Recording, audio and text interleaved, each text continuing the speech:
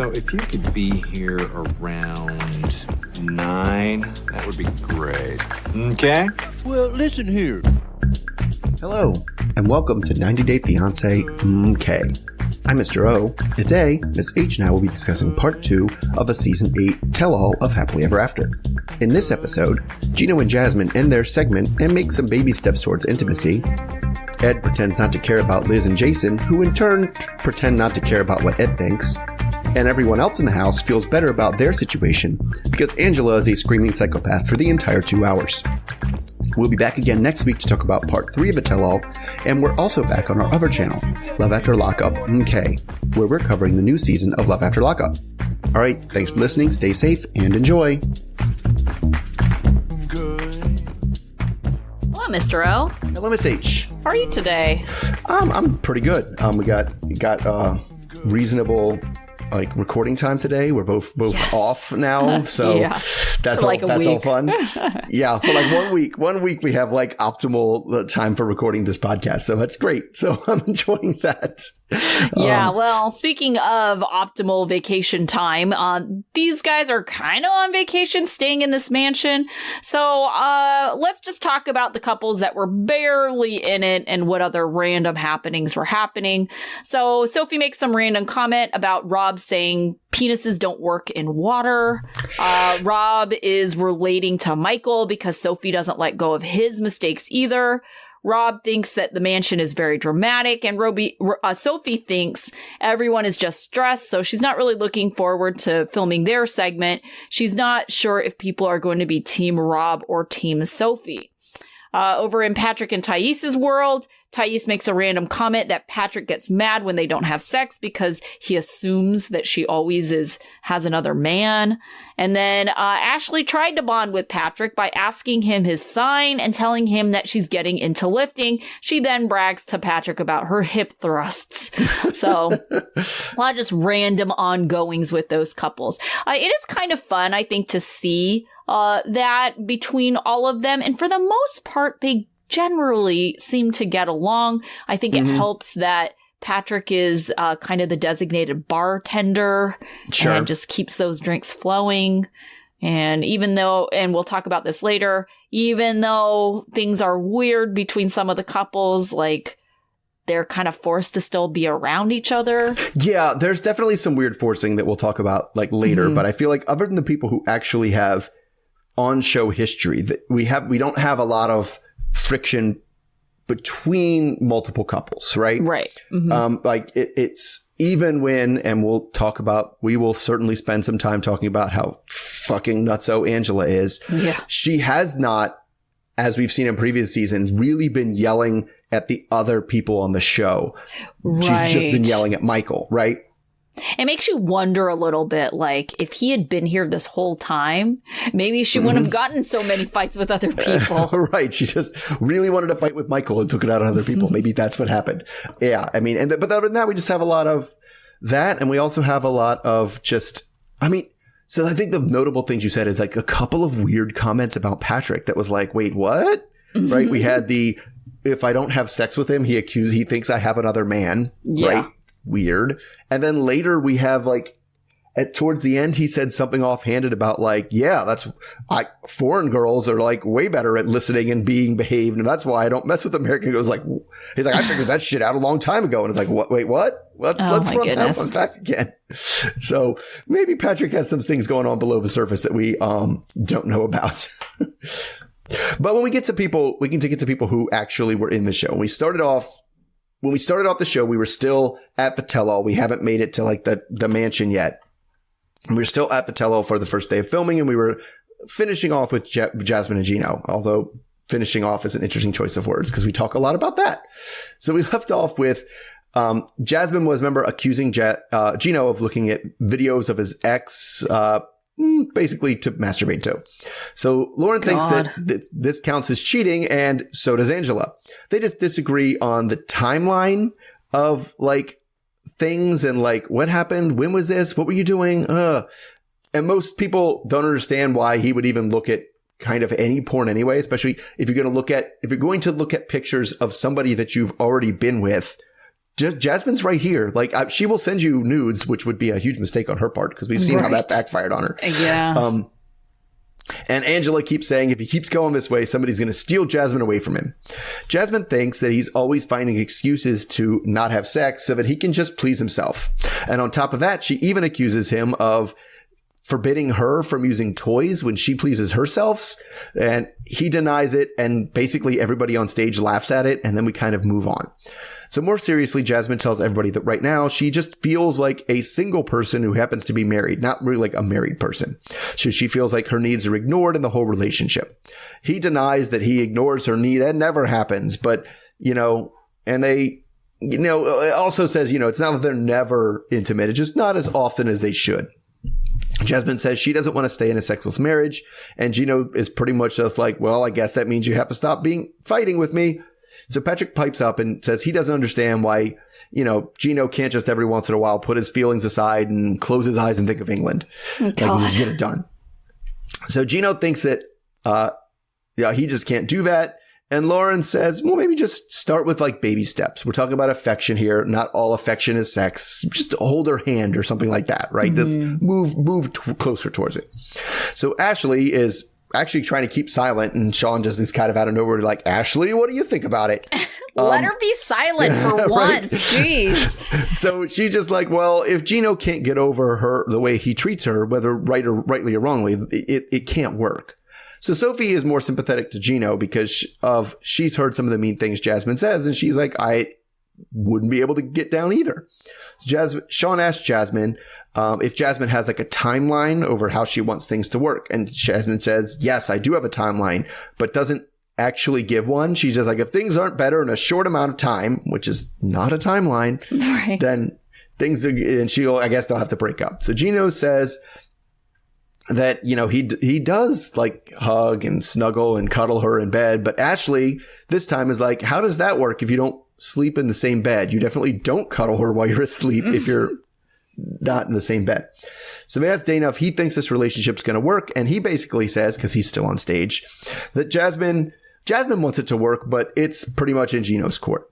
So Gino says he can't do that if they fight every day, which Lauren is like, then break up. This is dumb. We're going in circles. Yeah. And they pretty much just leave it there. So backstage, Jasmine says she's 100% down to try anything to save this relationship. And she says this to Gino, by the way.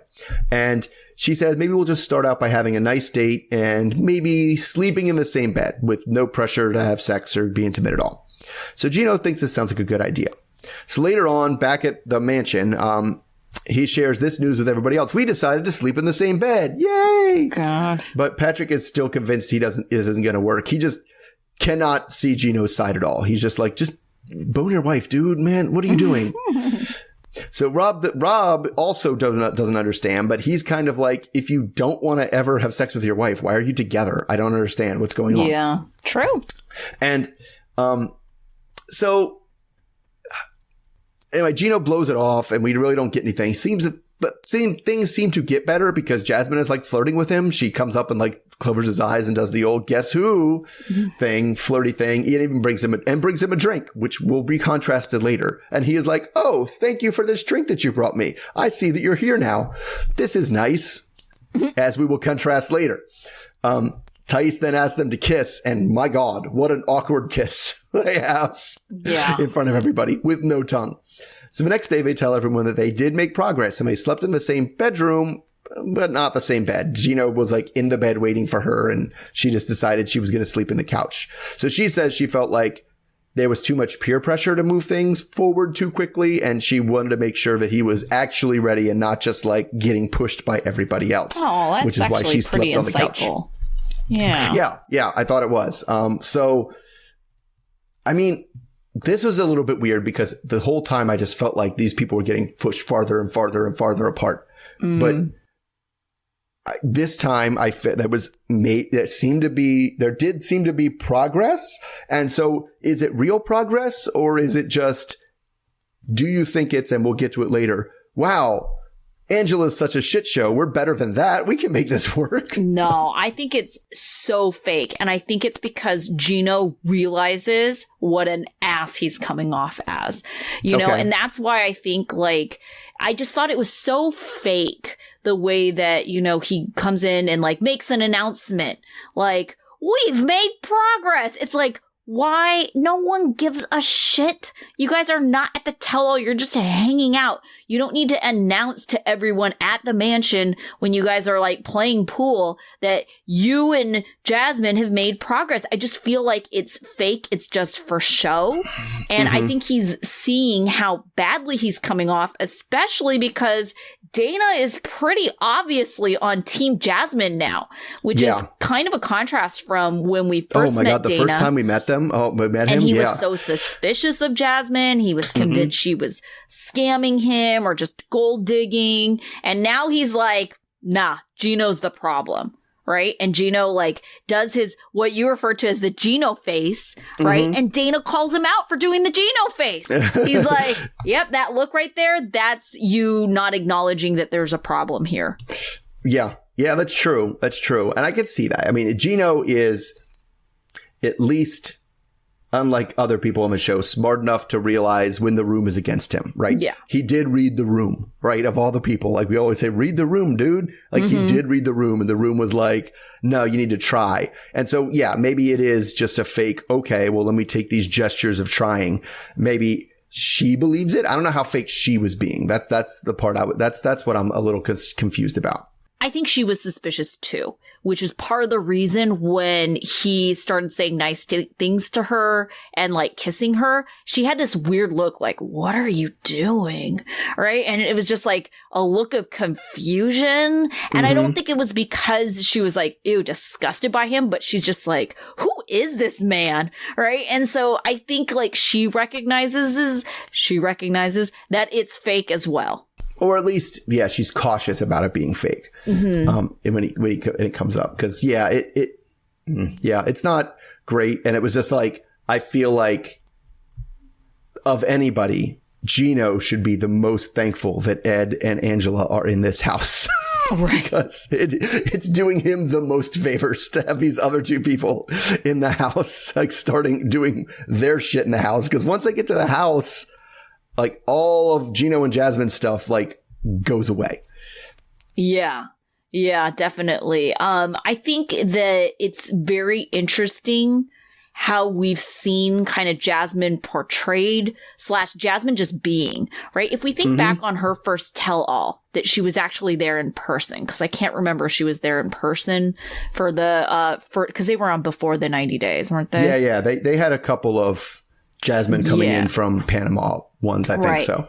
But whatever one that she was actually physically at, I'm vaguely remembering her just fighting with everyone, right? Yeah, and she was kind of the I need to have an opinion on everybody else's story person, and like sticking her nose into everybody. Sure. Yeah, and so everybody just kind of disliked her, and she was like very fiery, and was very adamant about defending herself if that meant like kind of going on the attack first.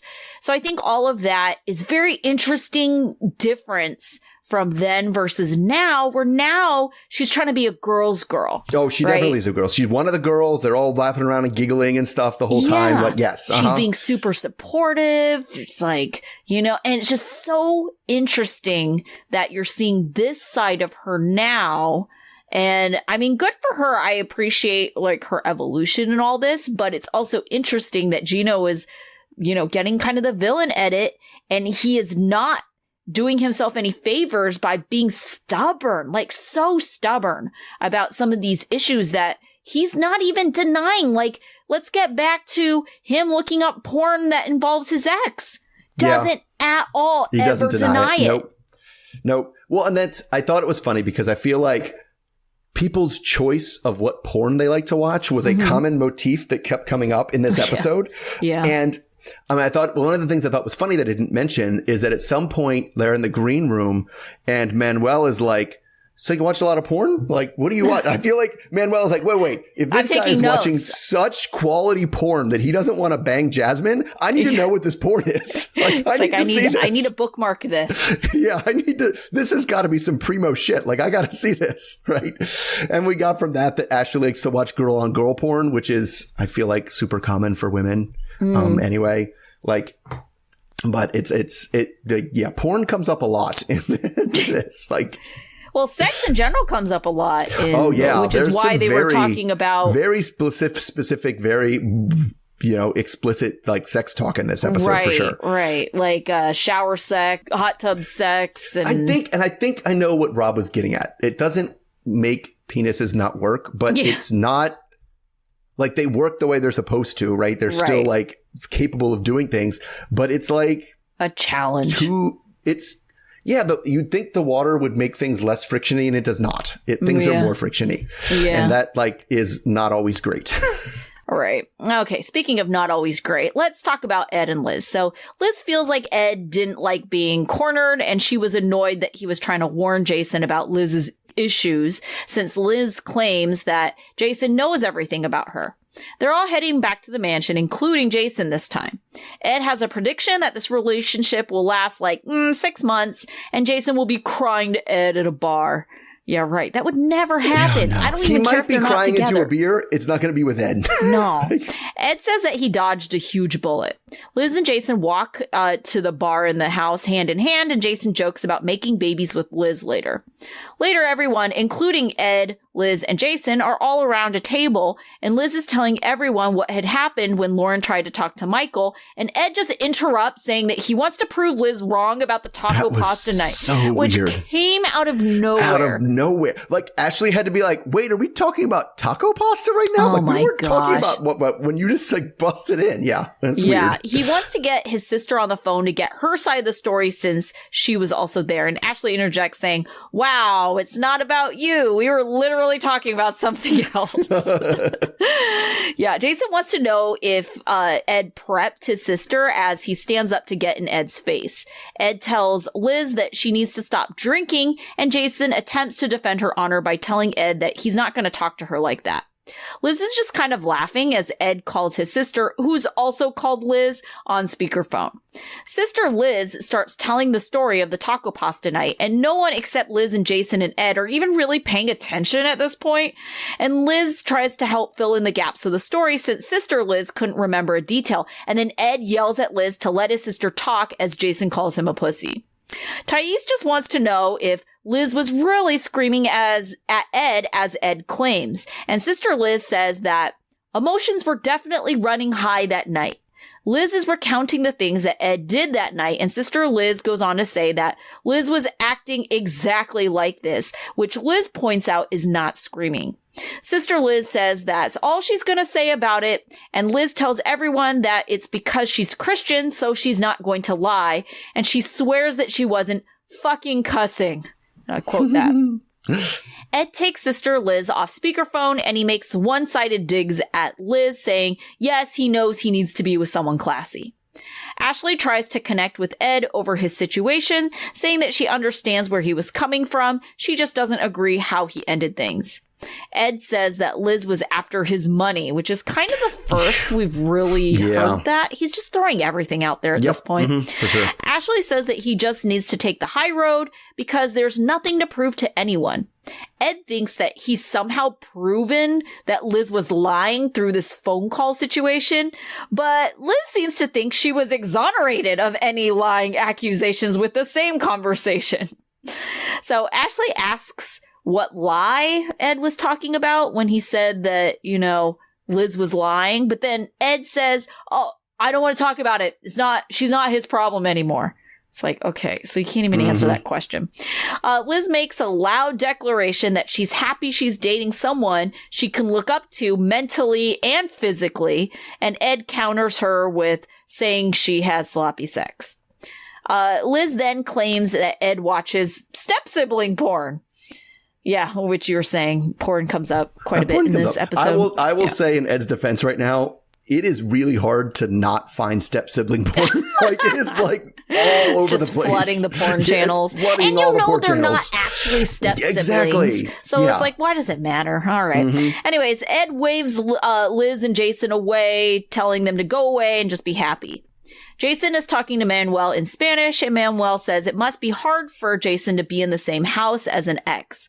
Jason says it is hard, but he's going to do what he can to defend Liz because she's never had that before. Their conversation is interrupted by Angela on one of her many tirades.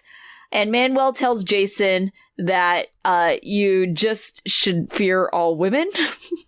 Liz then talks with the girls and tells them that Jason and her have a very healthy sex life.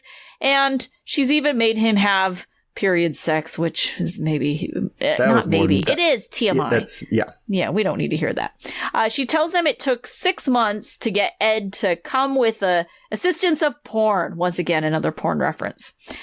Jasmine is curious how it's anatomically possible to have sex with Ed, and Liz says that obviously she had to be on top.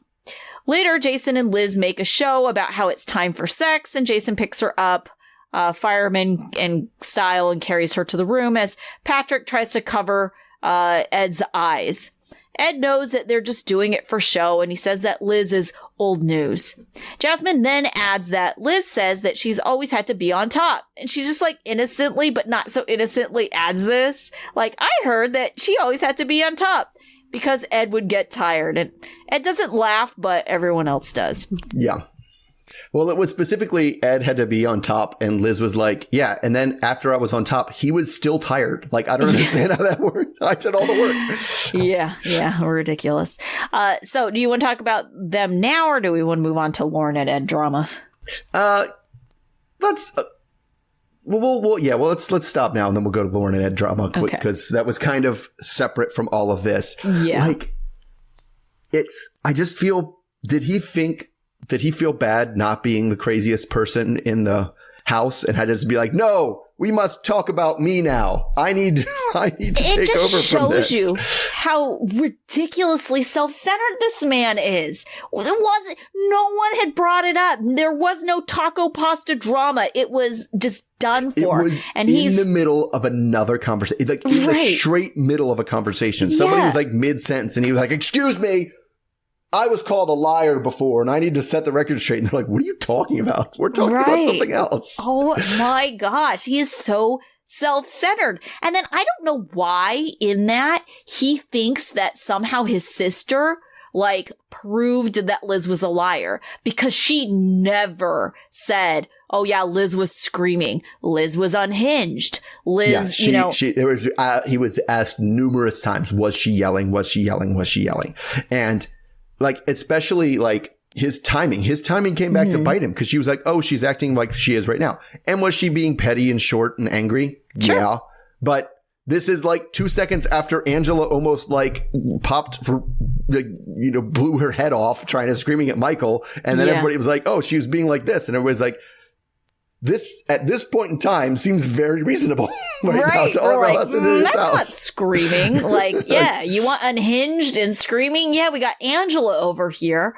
So it was funny too that Liz was saying oh, she's Christian, she would never lie. But I do think that, for whatever reasons that she's not lying, Christian or not, it was interesting that she did choose her words to not throw Ed under the bus entirely, but also not to lie. Because she was like, emotions were high. It's okay, well, people were upset. That leaves out, yes, the part where it was as we suspected, it was she was being emotional and maybe yelling, but Ed was also pushing all of her buttons and also being just as unreasonable, which I suspect is probably the case, right? Yeah. That said, man, I don't like Jason. All the stuff I kind of felt like from last time, his petty little barbs and I always got to say something to Ed, blah, blah, blah, blah, blah. Just this guy's just looking for clout. He seems like a clout chaser to me, and that's what bothers me about it. Oh, yeah, for sure. It was absolutely ridiculous. So speaking of clout chaser, let's talk about his drama with Lauren. Mm-hmm. So they're all in the makeup room, which is a very, very tight room. So it comes out that Lauren doesn't like Ed because she had said in her interview it was because Ed treats women poorly. So Ed then says that Lauren is a bottom feeder.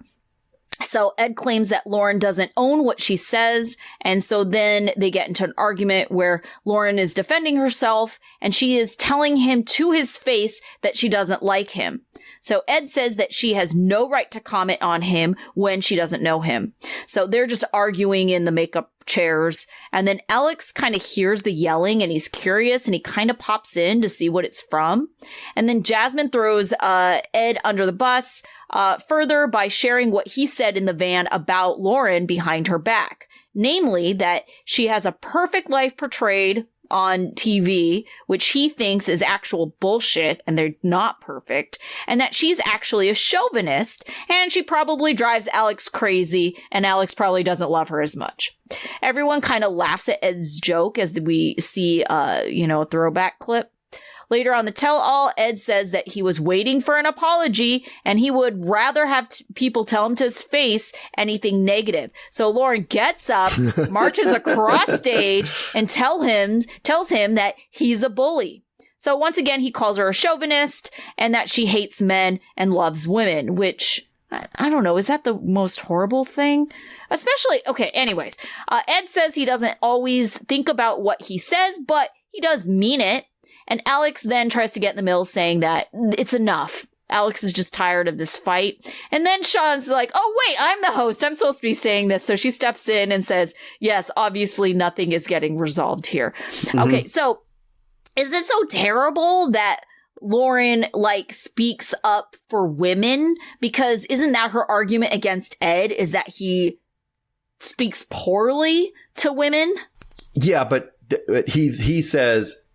in Ed's mind, and he's either in his actual mind in good faith or his bullshit story he's trying to make up in bad faith, she doesn't actually believe that and is only against him because he's a man. And she will take any woman's side every time, even if they're wrong, because she hates men and just wants to take all the men down. Yeah. That's what he is trying to lead us to believe, right? She doesn't actually think that he treats women poorly. She's just going to take the woman's side no matter what. Even when, and this is where I think he might be in good faith, even when I was clearly right all the time, right? Because we see that from him. We see that in the previews. Ed very much thinking that he's entitled to other people sticking up for him. Yeah. Right? And because he's kind of like, all of you assholes knew I was right and you didn't say anything. And and what they're really thinking is you weren't right. We didn't think you were right. We actually think you're an asshole. And what you did was asshole-ish and it wasn't right. But it just got kind of self-centered, myopic view of he's like, everything he does. And this is a little, but not to get too political, it's a little Trumpy, right? No, I thought I was right. And therefore I knew I was right. You all knew I was right. And when you said I wasn't, you were all lying. Yeah. Right? All of you were lying because whatever I know, that was true. That's the honest truth. Whatever you know had to be what I know. And so if I said Liz was being unreasonable, you all knew she was being unreasonable, but none of you stood up and said it. How dare you? You were just out to get me, which is just a ridiculous path only a true narcissist would take. Right? Oh my gosh. Yes. I think his whole thing is that, he doesn't like that he's, and even I think about, back before he was even on the show, how he reached out to us trying to give us Ed swag, right? Mm-hmm. Self-promoting, right? So I think there is an element of he does care about how he's portrayed in the media or other. But it's but at the same time, it's how could this man possibly be so concerned what people think of him if he comes off as such an ass? Because I agree with Lauren. I think her argument was that she thought that Ed was attacking her character rather than something specific that Lauren did or said. And right. Lauren feels like she was saying, I don't like the way he talks to other women. Mm-hmm. And then he just came out with bottom feeder. Yeah. And she was like, what does that even mean? And he was like, well, it means you're a bottom feeder. And she's like, because I did what? What made you say, what specific action did I take that makes you say I'm a bottom feeder? And he's just like, And it's like, how is she doing anything different than him? Well, and then, no. I mean, he's doing way worse than her. I mean, right. And especially, you're right in the thing, as I think based on that initial stuff. Oh, I have stickers and things. And he has the little logo of himself. I think he thought when he got on the show that he was going to be, oh, that quirky Big Ed, everybody loves him, cracking the jokes and being a funny guy. Like, I think he was going to come on and be like, you know, get his pillow talk spot and be like David and Annie, right? Mm-hmm. And then everybody's like, oh, Annie's funny. She's quirky. She says silly things, right? She's funny. I think that's what he thought his role was going to be. Yeah. And that's not how it went. And so he's really kind of doesn't want to leave the show enough to do it, like appreciates the attention he's getting, but doesn't like the way the narrative's been set up. And that makes him come after her. I mean, but it was also evident that like he doesn't actually believe or know what he's saying, because he told her multiple times, well, I wish you would just say it to my face. And she said it to his face, and then later was like, well, she should just say it to my face. And he's like, how many times do I have to say this to your face before you stop saying that I don't like people not saying things to my face? Like, I said it to your face. Right. But I think that's just him kind of living in the past. Right. Yeah. And sure. It's like, okay, she didn't say it to your face initially because she probably doesn't know you. Or have access to your face. Right. She was asked a question and answered it. Right. Yeah. And I mean, I think it's fair-ish because they asked her opinion. And like I said, I don't think what she said based on, you know, what we heard on the tello, because I don't know what interview they're talking about. No, neither do I. Yeah. But to say that, you know, you don't think who's your least favorite, you know, cast member, and to say it's Ed because you don't like the way that he's talked to women on the show, I think that's absolutely valid and fair. Yeah, it totally is. And I don't think it's too harsh based on what we've seen. No, it's your least favorite. And especially if you add the caveat on the show, right? Because you're like, he's like, you don't know me. And she's like, yeah, all I know is what I've seen on the screen. And on the screen, I don't like what you've said. Like, right. I don't appreciate that. Yeah. And she said that too. So, yeah. Mm-hmm. Ed. All right. Well, speaking of Ed, of monsters, let's just get to the big one. So we So we start with these people after the first day on stage, right? Angela and Michael finally do come back to the challenge house that we have, right? And obviously we get the last pick of room because the last one's there. But once they drop off their stuff, Angela comes back. She gets behind the bar, and we have a scene where we see Lauren and Patrick talking to Michael. And they're asking him, what's up? Do you really love her? And he says, I really do. And Lauren's like, well, you know, she just wants more attention. So what you should do is you should just, you know, take her a drink, go over there, you know, hey, love, here's your drink. Here, you know, cheers. I'll give you a kiss. And, you know, just that kind of small token of affection will get you right back in her good graces. Well, that didn't go as well as it wanted to, because we immediately then switched to Michael. While she's saying to do that, Angela's playing pool with some of the guys and is just like ranting about like, you see how he ignores me? You see how he's not in this room? Where is he? Now, granted, I think all the guys she was playing pool with, none of their SOs were in the room either.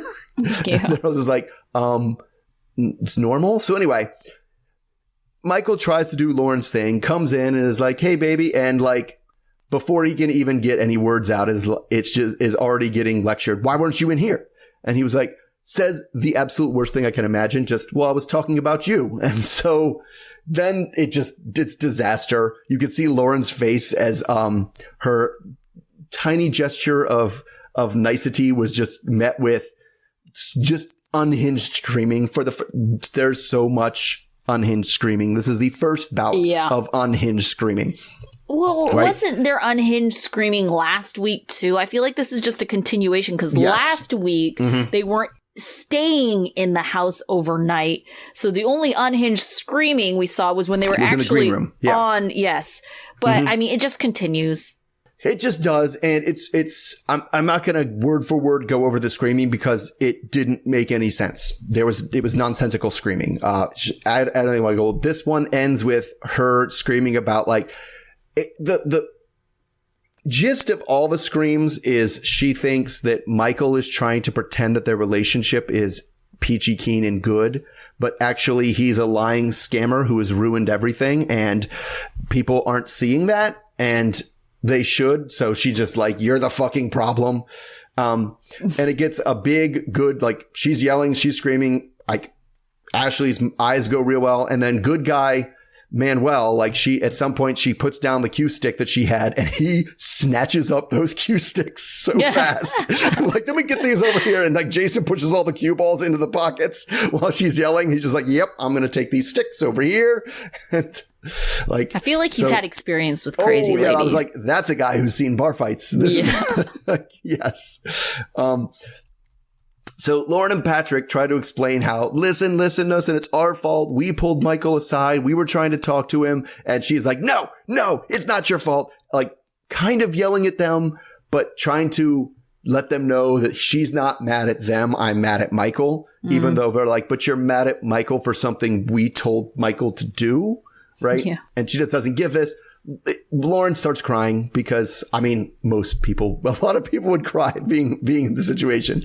So in an interview, Ashley says she can relate to her need for love and attention, but, and this is a quote, holy shit. She says that basically everything sets Angela off and her energy is messing up the whole juju of the house. So we come back. She's still ranting about Michael to Lauren. And Alex is like, let's just move on. Alex is trying to calm things down. Michael's going out again. Kobe asks Michael what he usually does to calm Angela down. And Michael's just like, you just have to let her be and you just have to ride it out. There's nothing you can say, because Kobe is too chill. And he's like, I don't know. This is more than I want to handle. This is too much. So Kobe suggests that maybe if you guys had sex, it would calm things down, but sex is off the table because every time anything happens, she keeps yelling about this verbal cheating is what Michael calls it.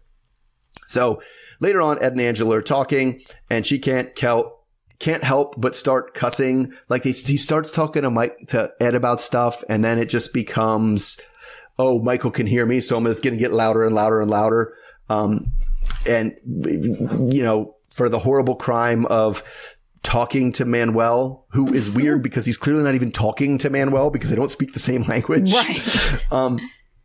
And she also tells Ed that at one point Michael told her daughters or the grandbabies that all women are dumb, and it's just now screaming again, just more screaming, and this time it's on the landing of the stairs to the point where she like runs up and seems like she's going to push him over the rail. Oh my gosh. On the stairs, like is in his face, and then. This is what we have, like, you said the girl stuff, like Jasmine, Sophie, and Thais are all just kind of like on the stairs, like giggling at it and like running away from her and be like, oh, it's so scary. Ah. So anyway, she goes outside for a smoke and Alex is out there talking to her. And it seems like just trying to keep her cigarette lit. She's like, if she has another cigarette, she'll stay out here. You need a light? You need a light? Here you go. So, Alex is just being like, listen, you either have to go with the flow. If you want to break up, break up. If you want to be together, but you can't keep doing this.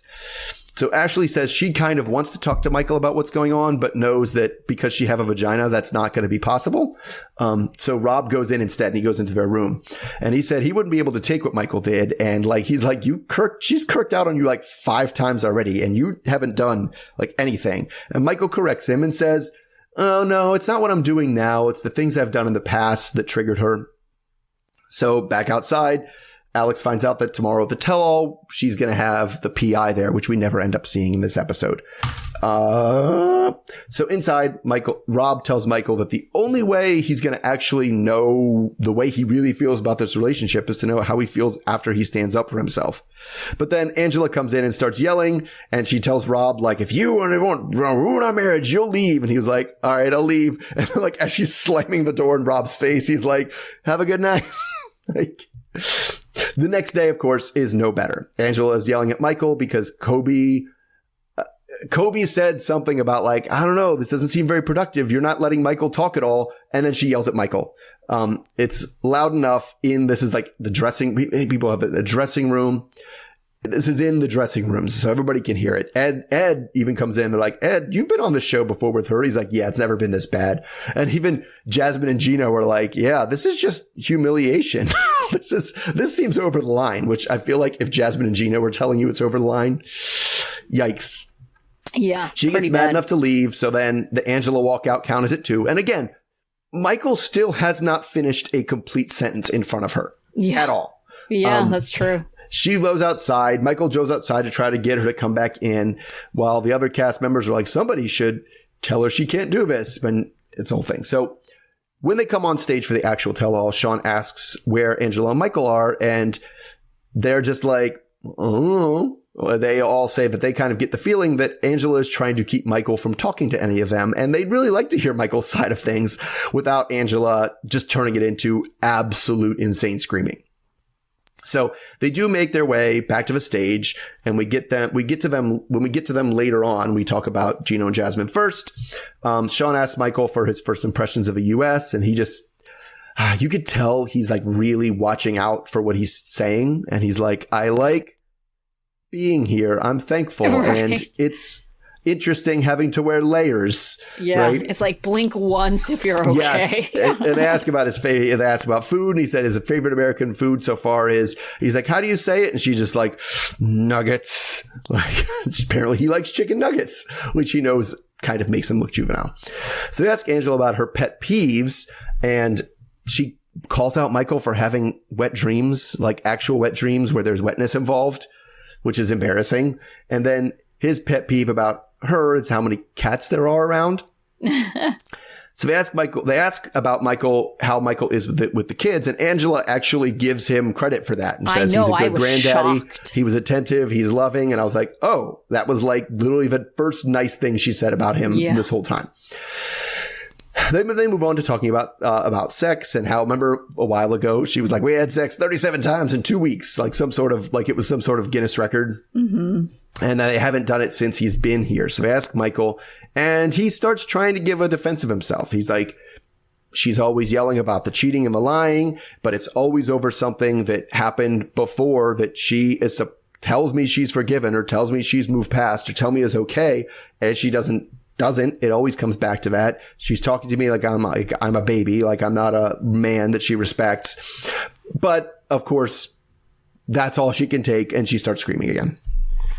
And like, as she's screaming, he keeps saying like, will you calm down and let me talk? But the answer to that is a clear no. Then they bring Skyla out to talk about things. Sean asks, how is it to have Michael in the US? And she says that Angela is miserable because it's just like Michael ignores her all the time. Like, he avoids her. He doesn't talk to her. And he's like, well, and everybody on watching and on stage is like, go, yeah, that makes sense, because if she makes eyesight of him, she just starts screaming. Like, I would also ignore her and try to be out. And that's kind of where we leave things with them. So, I mean, I guess my question is, how is everything we've seen here not just abuse? This is just abuse. Oh, yeah, absolutely abuse. Like, the whole thing where she's so worried that, he's going to make her look bad. And then it's like, we get to see what these conversations are. Nowhere in there is he ever trying to make her look bad. He's never trying to make it seem like they have... He is bending over backwards to say, this is my fault. This is my fault, which is what the victims of abuse do. Right. It's their fault. Yeah. Just to be neutral, right? Mm-hmm. He doesn't try to portray that their relationship is really great, but he doesn't try to portray that it's really terrible either. He's just like, he gives very vague answers, that it's that whole like, blink once if you're okay, because you're just like, it just sounds like these very rehearsed, very like undescriptive things that he says. He's like, oh, things are okay. There's a lot of things to learn. And it's just like, okay, but that doesn't tell you anything about the state of your relationship. And she just goes off the wall, does not even I don't even know why she kicked him out of the room. Like, she just like starts screaming at him. He literally had not said anything. She was reacting to herself, herself bringing up all these like past issues. She got herself riled up, which then caused her to kick him out of the room. And it's like, go sleep on the couch. It's like, literally, what new thing has he done since he has entered this house? Nothing. Yeah, none. There's no new things. And it's not, and again, we've had that before. Like, Kobe kind of said it to her, right? Mm-hmm. She's like, well, he's lying to all of y'all. And Kobe is like, he hasn't finished a sentence, so he hasn't lied. Like, right. And then, like, it's literally impossible to lie when you cannot speak. Like, you are not lying. Yeah. And she is, like I said, she's getting herself riled up. Oh, and she absolutely is, for sure. She doesn't like how she's coming off. like she's yelling once again, yelling, people all think I'm a crazy bitch. It's like, yeah, the fact that you're yelling that is why they think you're a crazy bitch. But that's the abuser thing too. People are going to think I'm crazy because you made me do this. Look what you made me. Look what you turned me into is absolutely abusive behavior. Right. That is abuser talk, like 100%. Yeah. It's look what you made me do. Yeah, just based on what we've seen, like, I'm not surprised Michael has run away for his own protection. Based on what we've seen, I'm surprised CPS is not at their house. Yeah. Like, that's ridiculous. It's absurd. Like, what they did. She went up those stairs and physically threatened him. Like, it was very, very close to being I'm going to push you off of these stairs, over this balcony. Like, right here, right now, in front of everybody. And it's just like, I do feel one way or the other about the other people in the house who are just trying to be like specifically people like Manuel. He's like, man, I'm just chilling in this house, man. Like, I'm just trying to drink and play pool over here. And, you know. Yeah, it's completely unhinged. It took up so much of the episode. Right. That, like, I can't imagine, and we don't usually talk about this, I can't imagine this is good for ratings. Like, how many people, like, I was trying to watch with my partner. She was like, I cannot watch this. I cannot listen to this woman's voice anymore. Like, it's and there's a lot of people who are like rant that. Over and over again. Yes. It's just the same, which is, yeah, you're flooded. You've gone off the deep end. And it's the same 4 or 5 sentences that she just yells louder and louder and louder and louder. And he has nothing to come back from it. And it's just, whoo boy, like, I know what she says. You're all going to like believe me, but she's doing it herself. Like, she's bringing it on absolutely herself. Yeah, absolutely. All right. So then we get to, after they calm down on the stage, we get to the last people that we talk about this time. And that's Emily and Kobe. So in the house and backstage, like before they actually turn to them with the actual tell-all content, we don't really get anything with them. They're there for most of the stuff, maybe in a sentence or two here or there. But we start by they ask Lauren and Alex when we start for any advice, because Lauren and Alex have 3 kids and they have their 3rd kid on the way. So Lauren's advice is just take any help that is offered. And Alex is like, whatever, you'll figure it out. It'll be fine. So they ask if this is going to be it after this kid. And Emily says, well, she wanted to have like 5 kids. People are like shocked that people would want 5 kids. And Alexei is like, maybe slow your roll and talk after this one's born, because I used to say I wanted 5 kids too. And I don't say that anymore. So they ask if they moved out of David and Lisa's house. And she said that they have. They bought a house a couple months ago. Kobe really wanted to keep his promise. So he was like, ready. It sounds like they finally found one that Emily was okay with, because it sounds like every house that was on sale, Kobe was like, that one. No, that one's fine. What about that one? They said the move was tricky because the kids were used to grandma and grandpa being around all the time, and that was a transition. So they bring out David and Lisa, who say that the house now is cleaner and quieter, but they do miss the grandkids being around. So much so that like David had socks that had their heads on them, which was pretty cute. They brought that up at the end. So they ask how it all has affected their relationship, and I don't know why. They said, how does it affect your relationship between your the parents and Kobe and Emily? And they don't really answer that. Kobe's just like, bills were a big shock. That's a lot of money that you have to pay for things. And they're like, how about that? But anyway, they're only like 10 minutes away. So the parents see the kids a lot. And they say the expectation is like no more than 1 day a week for babysitting. So Kobe gets emotional talking about how grateful he is for all that David and Lisa did for him when they clearly didn't have to. Right. It brings David to tears, almost to tears. He's like, if I start crying, everybody's going to start crying. I'm going to hold back. But a lot of the women on stage are also crying about it. So Sean asks if there are any times when Kobe she asks Emily, kind of takes his parents' side, and she says sometimes he does, and it's frustrating for her, but he says that's just a cultural thing. Like, there's certain tones that you just simply don't take with your parents, even when your parents are wrong. And he's like, I can't be on Emily's side if she's being disrespectful to her parents. So at the end of the day, everyone does just love each other. So since that isn't going anywhere, into action, we bring in Valerie on a Zoom from Cameroon. So he says that he and Kobe are still like brothers, but they're not as close as they used to be because of Valerie's issues with Kobe's being married to a white woman, which was an unfortunate choice of words because now Angela is mad that he said white woman. Isn't that racist? How is that not racist? He said white woman. What if I just said black people? It's like a whole thing. Anyway, it's funny because like the black people on stage were all like, he didn't mean it like that. He's right. He's not trying to be just a descriptive and I think it was Ashley that kept trying to bring that up, and Angela's like, I'm not talking to you. We finally confer that he should have said American woman instead of white woman. So Valerie seems very concerned about Kobe's children losing their Cameroonian culture. Why he's that concerned about Kobe's children, I don't know. Emily says that Kobe does his best to keep them connected to Cameroonian culture with everything except for language, which he said he tries to do. And she's like, no, you don't. Like, so they are still only English speakers. And it would have been nice when they went to Cameroon if they could have understood what other people were saying.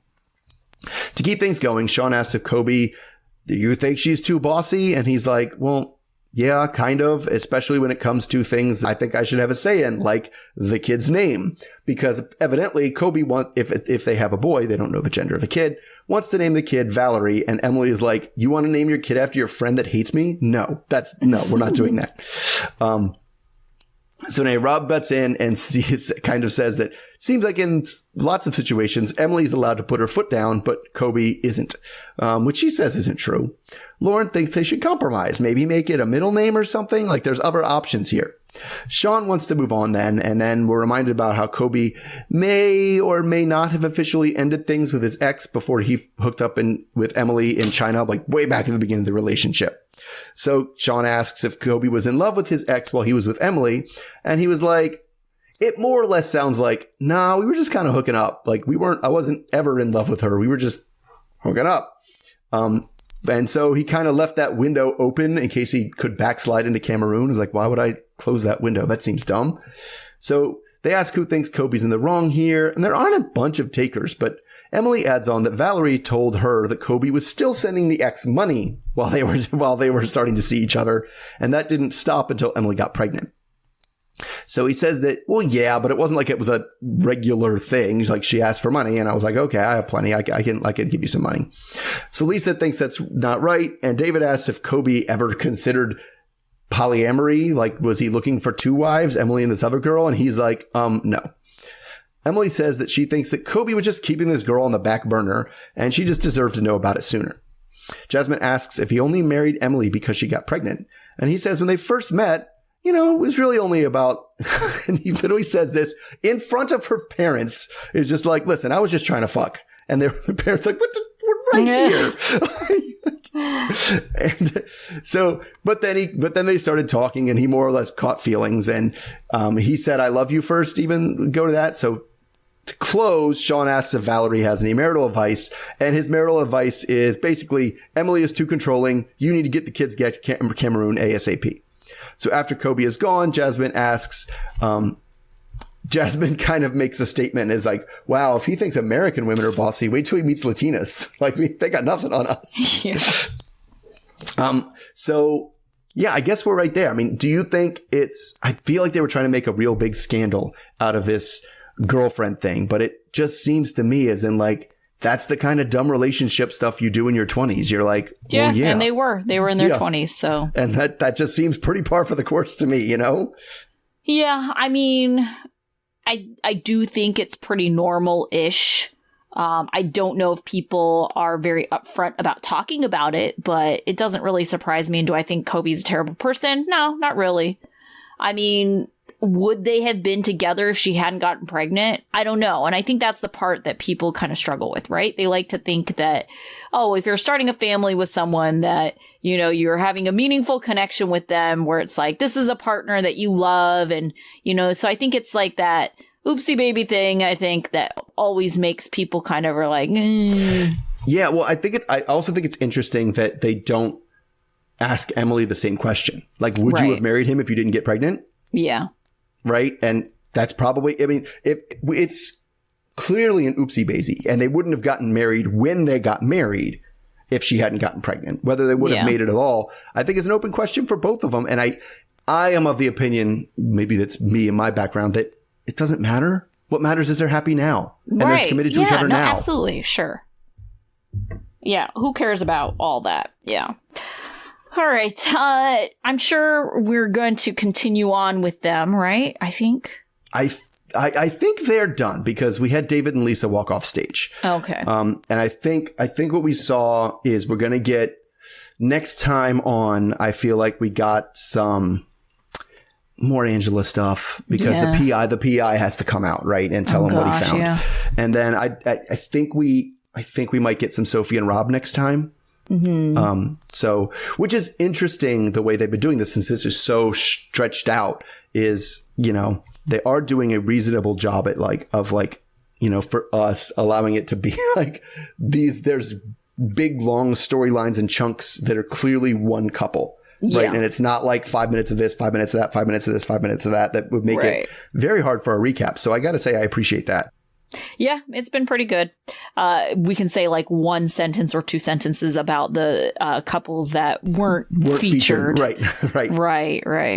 Okay, so out of the group that we saw this week, which is basically everyone except for Nicole and Mahmoud, they were all there. Yeah. I mean, everybody's fair game, even if they weren't featured, because they were everybody had lines. Let's put it that way, right? Who would you consider your student of the week? I said Ashley. I liked what she was putting in. She was adding good faces to the mix. Like her comments were pretty much all on point. Yes. Like her, like, are we talking about taco pasta right now? And like, is this really happening? Yeah, I would go talk to Michael, but I have a vagina, so that's a bad idea. Like those were all funny things. Like I liked her. She was good. Yeah, I liked how she was trying to bond with people, like trying to find connections with them. Sure, like with for sure. And she's definitely a connector for sure. Yeah, like, oh, you lift. Let me tell you about my lifting. Yeah. And God, wasn't she talking about stuff? She went and talked signs with somebody and stuff like that. Like she is definitely a connector and a good one, not fake. She doesn't seem fake when she's doing it. Right. What about your dunce? You have to go. I did it last week, but it's Angela. Like, yeah, I did too. It's just it's like nothing that came out of her mouth. Yeah, was not added abuse. To anything. It was not abuse. Exactly. Yeah, for sure. All right. What about your life lesson? All right. So I was like, no matter how much of an asshole or dickhead your ex is, aka Ed, right? Yeah. Huge asshole, huge dick. Like parading around how much sex you're going to have with your new boyfriend in front of him is not working any meaneful productivity. It's not helping you get over him. Weird. It's not been helping him. It's nothing. It's just weird. Yeah. It's just it also sends a signal that you're not over him. Yeah, for sure. And so it just makes you look petty and clownish kind of. Yeah. My life lesson kind of in the same ballpark as that, but you should never force or request other people like show affection. You know, it's just weird. Yeah. It is awkward, you know, and it's just like, it's the whole reason why I think a lot of parents are, you know, becoming more like, okay, my child doesn't have to hug you. Yes. Or, you know, kiss even if they're relatives, you know, because you're like forcing this affection on them and it might not be wanted. So like when Thais is like, oh, Gino, Jasmine, kiss. It's like, why are you trying to force affection onto people? Yeah. Yeah, it is unusual. And the kid thing goes to me like I always get mad. Not mad. I always thought it was wrong when you force kids to forgive other people. Yeah. Like, oh, they said they're sorry. You have to forgive them. Yeah. And it's like, no, you don't. Apologize now. Right. Apologize now. I get, right? You need to apologize. That was bad. But then they're like, okay, well, now hug and forgive them. It's like, but they don't have to do that. They can still be mad that they were wronged for the thing that was apologized for. Right. Yeah. And And it just ends up being weird. Like, but that's always, and I feel like, I even feel like the forced affection thing is weird when you're at a wedding and they do the ding, ding, ding, ding, ding. I'm like, oh, don't make them kiss again. That's weird. Right. Like, yeah. All right. So we will be back same time next week. And I guess this would be a good time to kind of front load everyone. Mr. Ono and I were kind of talking about, kind of moving forward, this sometimes feels a bit of a chore for us. And we really do not make any money on this podcast whatsoever. Right. It is purely a hobby and something that we enjoy for ourselves. And so there are times where we get busy, where it starting to feel more like a chore. And we don't want it to feel that way. We want to do this because we like to. And so we've talked about what could help us not feel that way. And one of the things that we had talked about is, this rush to release on Monday was really because when we first started doing this podcast, the podcast market for 90 Day Fiancé was very, very much saturated. Yes, and for sure. There was this expectation because everybody else was releasing on Monday that we should too. So I think we're thinking that after this season is wrapped up, that we will still do this, but we want to give ourselves a couple days. That way, if life gets busy, we're not stressed about trying to make this work on a Monday. So we'll release by Wednesday. So after this season, we will be releasing by Wednesday. Maybe that means sometimes it'll be Tuesday, maybe Wednesday, maybe sometimes Monday, but by Wednesday. So right. Mm-hmm. Yeah. All right. So, but next week we will be back on Monday. Yes, there's no foreseeable reason why that's. Yes, we are still in our limited overlapping summer for sure. Right. So until then. All right. See everybody then. Okay. Bye. Bye.